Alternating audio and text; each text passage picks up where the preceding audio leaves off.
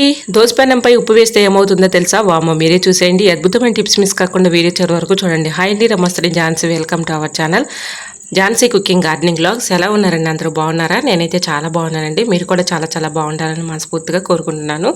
ఈరోజు మీ అందరికీ యూజ్ అయ్యే అద్భుతమైన టిప్స్ అయితే షేర్ చేస్తున్నాను. వీడియోని అక్కడ కూడా స్కిప్ చేయకుండా చివరి వరకు చూడండి. ఇంకా ఫస్ట్ టిప్ని అయితే తెలుసుకుందాము. నిమ్మకాయలు మనం ఎక్కువగా స్టోర్ చేసుకుంటూ ఉంటాం కదండి. నిమ్మకాయలు మనం తెచ్చుకున్నప్పుడు క్యారీ బ్యాగ్లో పెట్టేసి ఫ్రిడ్జ్లో పెడుతూ ఉంటాము. క్యారీ బ్యాగ్లో పెట్టడం వల్ల మనకి లోపల గాలాడక వాటర్ బబుల్స్ ఏర్పడి తేమ తగిలి ఇలా నిమ్మకాయలన్నీ కూడా కుళ్ళిపోతూ ఉంటాయండి. అలా కాకుండా ఇలా ట్రై చేయండి. నిమ్మకాయలకి అన్నిటికీ కూడా ఇలా కొద్దిగా కర్రీస్లో యూజ్ చేసుకునే ఆయిల్ అప్లై చేసేసి ఏదైనా ఒక బాక్స్లో స్టోర్ చేసేసుకొని ఫ్రిడ్జ్లో పెట్టుకుంటే పాడవకుండా ఉంటుంది. ఇంకా సెకండ్ టిప్ని తెలుసుకుందాం. మిక్సీ జార్లో ఇలా టీ పౌడర్ వేస్తే ఏమవుతుందో తెలుసా? వామో! మీరే చూసేయండి. ఈ అద్భుతమైన టిప్ తెలుసుకునే ముందు చిన్న రిక్వెస్ట్ అండి. ఎంతవరకు మన ఛానల్ని ఎంతగానో ఆదరించి సపోర్ట్ చేసి ముందుకు తీసుకెళ్తున్న ప్రతి ఒక్కరికి కూడా చాలా చాలా థ్యాంక్స్ అండి. ఇలానే సపోర్ట్ చేయండి. మన ఛానల్లో ఇంకా మంచి మంచి న్యూ టిప్స్ అయితే షేర్ చేస్తూ ఉంటాను. సో మీకు ఎలాంటి టిప్స్ కావాలన్నా కూడా ఇలా కమెంట్ సెక్షన్లో షేర్ చేయండి. తప్పకుండా ఆ టిప్స్ అయితే షేర్ చేస్తాను. సో మన మిక్సీ జార్లు మార్నింగ్ లేచిన దగ్గర నుంచి మిక్సీ జార్లు ఏదో ఒకటి పడుతూనే ఉంటాం కదండి. ఇలా పట్టినప్పుడు మనకి మిక్సీ జార్లు లోపల ఉన్నటువంటి బ్లేడ్స్ ఒక్కోసారి మనకి షార్ప్నెస్ తగ్గిపోయి మనం ఏదన్నా పిండిలు కానీ లేదంటే మసాలాలు పట్టినా కూడా సరిగా తిరగవు. చాలా ఇబ్బంది పడుతూ ఉంటాం కదా. ఇలా ట్రై చేయండి. ఇలా షార్ప్నెస్ పెరగాలి అంటే ఇలా చిన్న మిక్సీ జారు కానీ లేదంటే పెద్ద మిక్సీ జారు కానీ తీసుకొని ఈ విధంగా కొద్దిగా టీ పౌడర్ వేసుకోండి, కొద్దిగా ఐస్ క్యూబ్స్, అలానే కొద్దిగా రాళ్ళు ఉప్పు వేసేసి ఈ విధంగా మనం మిక్సీ పట్టేసుకుంటే చక్కగా షార్ప్నెస్ అనేది పెరుగుతాయండి.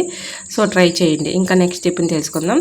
గ్యాస్ లైటర్ని మనం ఎలా పడితే అలాగా తీసుకొని ఇలాగా పట్టుకుంటూ ఉంటాం కదా. వంట చేసేటప్పుడు మనం ఇదే చేతులతో మళ్ళీ ఇలాగ గ్యాస్ లైటర్ని అయితే పట్టుకుంటూ ఉంటాము. సో అదంతా డస్ట్ అంతా దానికి అంటుకొని ఇలా జిడ్డు పట్టేసి చాలా డస్టీగా అంటే డస్ట్ అయితే పట్టేస్తూ ఉంటుంది కదండి. ఇలా జిడ్డుగా చూడటానికి అసహ్యంగా కనిపిస్తూ ఉంటుంది. ఇలా ట్రై చేయండి. చాలా చక్కగా యూజ్ అవుతుంది అనమాట. ఇలా లైటర్ పైన కొద్దిగా కోల్గేట్ టూత్ పేస్ట్ వేసేసి ఇలా స్టీల్ స్క్రబ్బర్ తీసుకోండి. స్టీల్ స్క్రబ్బర్ తీసుకొని ఈ విధంగా దానిపైన ఉన్నటువంటి మరకలు, మచ్చలు, డస్ట్, జిడ్డు అదంతా కూడా చక్కగా తొలగిపోతుంది. ఇలా కోల్గేట్ టూత్ పేస్ట్ కొద్దిగా ఇలా వాటర్ ట్యాప్ చేసేసుకొని ఇలా స్టీల్ స్క్రబ్బర్ పెట్టి క్లీన్ చేసేసుకున్నాం అనుకోండి, చూడటానికి చాలా నీట్గా ఉంటుంది. తర్వాత ఏదైనా ఒక పొడి క్లాత్ తీసుకొని, కాటన్ క్లాత్ ఉంటూ ఉంటాయి కదండి మన ఇంట్లో, ఒక క్లాత్ తీసేసుకొని ఈ విధంగా క్లీన్ చేసుకున్నాం అనుకోండి, చూడటానికి చాలా నీట్గా ఉంటుందన్నమాట. సో దీనిపైన మనకి తెలియని డస్ట్ కానీ క్రిములు కానీ బ్యాక్టీరియా కానీ ఫామ్ అయినా అవన్నీ కూడా చక్కగా తొలగిపోతాయి. ట్రై చేయండి. ఈ విధంగా అప్పుడప్పుడు మనం క్లీన్ చేసుకోవడం వల్ల ఎటువంటి హెల్త్ ప్రాబ్లమ్స్ అనేవి రాకుండా ఉంటాయి. ట్రై చేయండి. మరొక యూస్ఫుల్ టిప్ని తెలుసుకునే ముందు చిన్న రిక్వెస్ట్ అండి. మరి మీకు ఈ టిప్స్ అన్నిటిలో ఏ టిప్స్ అయితే మీకు యూస్ఫుల్గా ఉన్నాయో, ఏ టిప్స్ అయితే మీకు బాగా నచ్చాయి అనేది ప్లీజ్ అండి చిన్న కమెంట్ చేయండి ఫ్రెండ్స్. ఎందుకంటే ఈ టిప్స్ మీకు యూస్ఫుల్గా ఉన్నాయా లేదనేది నాకు కూడా తెలుస్తుంది కాబట్టి. ఇంకా నెక్స్ట్ టిప్ని తెలుసుకుందామండి. కొబ్బరికాయ మనం ఈ విధంగా పీస్ తీస్తూ ఉంటాం కదండి. తీసేటప్పుడు చాలా ఇబ్బంది పడుతూ కష్టపడుతూ ఉంటాం కదా. ఇలా కొబ్బరి పీచు ఎండు కొబ్బరిది ఉంటుంది కదండి తొక్క, ఆ తొక్క కొద్దిగా ఇలా తీసుకున్న తర్వాత బరువుగా ఉన్నటువంటి గ్లాసు దానిపైన ఇలా కొట్టేస్తే పైన ఉన్నటువంటి ఎండి తొక్క అంతా కూడా వచ్చేస్తుంది. తర్వాత ఈ పీచుని ఈ విధంగా చిన్న గ్లాస్ ఒకటి తీసుకుని ఇలా తీసేసుకున్నాం అనుకోండి, చాలా ఈజీగా సింపుల్గా వచ్చేస్తుంది. ట్రై చేయండి.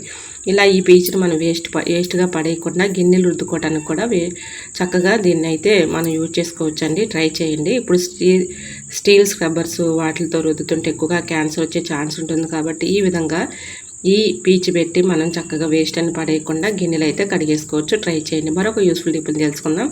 ఇది నేను పెరుగు మీద ఉన్నటువంటి మేగడిని ఒక బాక్స్లో వేసుకుని స్టోర్ చేసుకున్నానండి.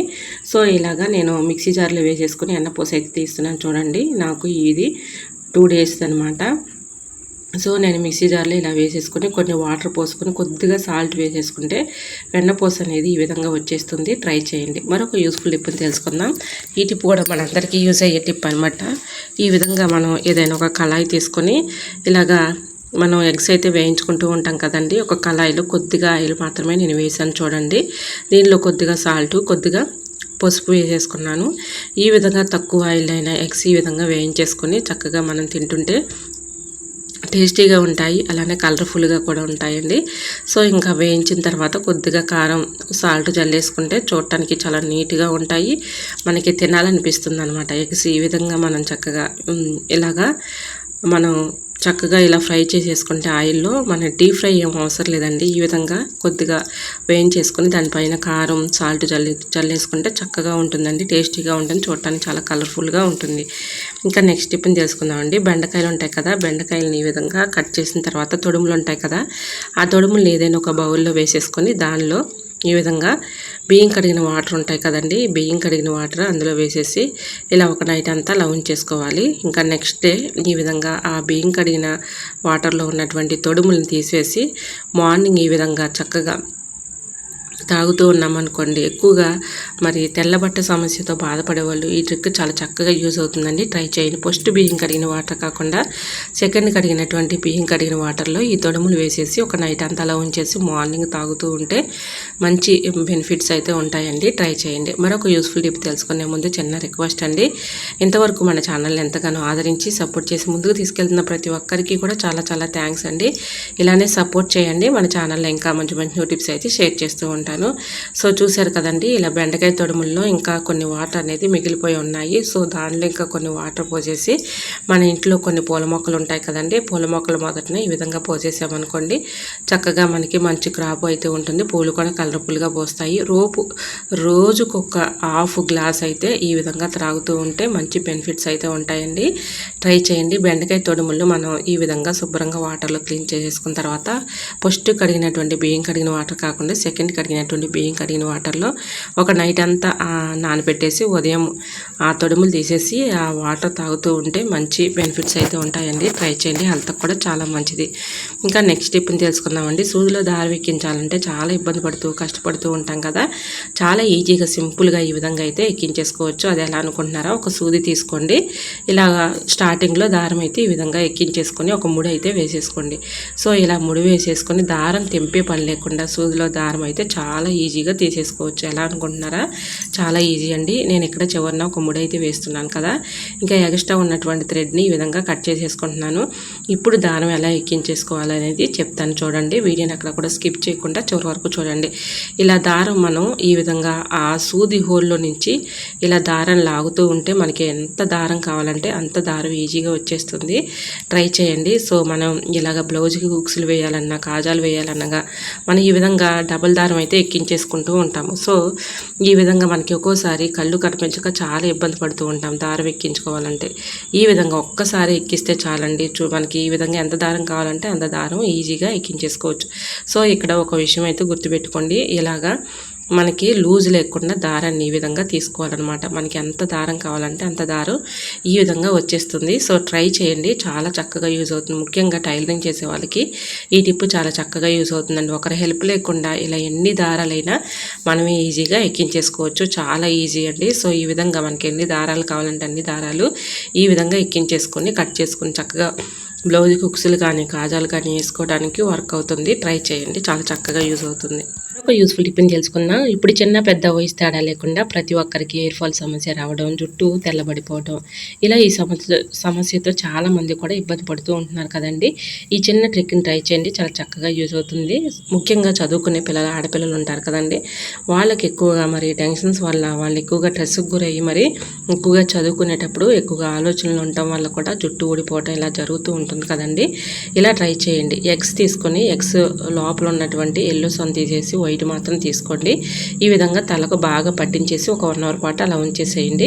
1 అవర్ తర్వాత ఈ విధంగా ఫస్ట్ బియ్యం కడిగిన వాటర్ కాకుండా సెకండ్ కడిగినటువంటి బియ్యం కడిగిన వాటర్లో మీరు యూజ్ చేసుకునే షాంపూ వేసేసి ఇలా హెడ్ బాత్ చేసుకుంటే మంచి రిజల్ట్ అయితే ఉంటుందండి. ఎగ్లో ఉన్నటువంటి ఎల్లోస్ అని తీసేసి వైట్ మాత్రం తీసుకోవాలి, గుర్తుపెట్టుకోండి. సో ఈ విధంగా 1 వీక్కి 2 టైమ్స్ ఇలా చేస్తూ ఉంటే మంచి రిజల్ట్ అయితే ఉంటుంది. తప్పకుండా ట్రై చేయండి. మరొక యూస్ఫుల్ టిప్ తెలుసుకుందాం. నిమ్మకాయని ఈ విధంగా కాల్చి చూడండి, అద్భుతం జరుగుతుంది. ఏంటి అద్భుతం అనుకుంటున్నారా, నిజంగా అండి. సో ఇప్పుడు మనకి రైనీ సీజన్ స్టార్ట్ అయిపోయింది కదండి. ఎక్కువగా చిన్నపిల్లలకు కానీ పెద్దవాళ్ళకి కానీ ఎక్కువగా జలుబులు, దగ్గులు, థ్రోట్ పెయిన్ ఇలా రావడం చాలా ఇబ్బంది పడుతూ ఉంటున్నారు కదండి. ఎన్ని మెడిసిన్స్ చేసినా అది కంట్రోల్ అవ్వదు, చాలా ఇబ్బంది పడుతూ ఉంటారు. ముఖ్యంగా చిన్నపిల్లలు అయితే నైట్ టైంలో లేచి వేడిస్తూ ఉంటారు, చాలా ఇబ్బంది పెట్టేస్తూ ఉంటారు కదా. మరి ఇలా ట్రై చేయండి, చాలా చక్కగా యూజ్ అవుతుంది. ఎటువంటి ఇబ్బంది ఏమీ లేదండి. సో ఈ విధంగా ఒకసారి ఒకసారి ట్రై చేసి చూడండి, అద్భుతంగా వర్క్ అవుతుంది. ఇలా నిమ్మకాయకి ఇలా చాకుని పెట్టేసి ఈ విధంగా స్టవ్ ఆన్ చేసుకొని స్టవ్ మంట పైన ఈ విధంగా హీట్ చేసుకోండి. ఇలా హీట్ చేసుకున్నటువంటి నిమ్మకాయని ఇలా గోరువెచ్చలుగా ఉన్నప్పుడే సగానికి కట్ చేసేసి అందులో ఉన్నటువంటి రసాన్ని ఒక స్పూన్లోకి తీసుకోండి. గోరువెచ్చలుగా ఉన్నప్పుడే తీసుకోవాలి ఇది. సో ఇలా ఈ రసాన్ని తీసుకున్న తర్వాత దీనిలో కొద్దిగా సాల్ట్, ఒక చిటికెడు సాల్ట్ వేసేసుకొని ఇలా రోజు ఉదయం సాయంత్రం, ఉదయం పరగడుపున, నైట్ పడుకునే ముందు ఇలా 2 పూటలకు కూడా చక్కగా ఈ విధంగా తాగడం వలన ఎంత ఎక్కువగా ఉన్నటువంటి థ్రోట్ పెయిన్ కానీ, గొంతులో ఉన్నటువంటి నస తగ్గటం కానీ, జలుబు ఇదంతా కూడా చక్కగా రికవర్ అయిపోతుందండి. మంచి రిజల్ట్ అయితే ఉంటుంది. తప్పకుండా ట్రై చేయండి.